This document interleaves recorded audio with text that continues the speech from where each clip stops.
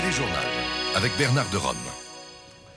Bonsoir, Mesdames et Messieurs. La date du référendum non plus que le libéré de la question ne sont encore connues, mais pour le reste, on peut presque dire que la campagne référendaire est lancée avec cette signature officielle de l'entente. Entente intervenue entre Jacques Parizeau, Lucien Bouchard et Mario Dumont. L'encre était à peine sèche que le premier ministre Parizeau annonçait qu'il dirigera lui-même le comité du oui lors du référendum. Maintenant, dans le camp adverse, alliance ou pas, disent les fédéralistes, l'objectif demeure le même, c'est-à-dire réaliser la souveraineté du Québec. Alors, je vous propose deux reportages de Daniel Lheureux et de Gilles Morin, d'abord. Après s'être laissé courtiser durant plusieurs mois, Mario Dumont a finalement signé son contrat de mariage constitutionnel avec Jacques Parizeau et Lucien Bouchard. Le camp du oui tentera d'obtenir un vote majoritaire au référendum sur cette proposition de souveraineté-partenariat. Mais peu importe le niveau de popularité de Mario Dumont ou de Lucien Bouchard, c'est Jacques Parizeau qui dirigera les forces du oui. Je pense que c'est une responsabilité auquel le premier ministre du Québec ne peut pas échapper. La loi sur les consultations populaires donne aux députés de chaque comité parapluie la latitude de nommer leur président.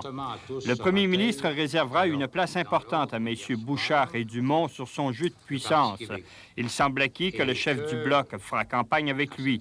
Celui de l'ADQ pourrait mener une campagne parallèle, comme l'avait fait Jean Allaire au référendum de 92. Il est certain que l'ADQ, à cet égard, peut rejoindre des clientèles que soit M. Bouchard, soit moi, ne rejoignons pas avec le même genre de facilité. Et il s'agit de trouver l'organisation qui va, au fond, être la plus efficace. Avant d'entreprendre la troisième période de la finale référendaire, le camp du non a découvert une faille dans l'union monétaire proposée par le camp du oui.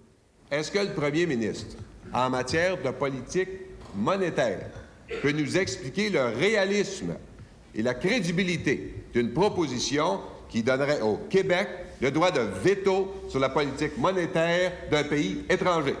Le premier ministre a dû admettre qu'en dépit de sa parité au sein du Conseil des ministres des deux pays, le Québec souverain n'aurait pas un droit de veto sur la politique monétaire du Canada. Est-ce que le gouvernement fédéral va accepter de donner un droit de veto? Jamais.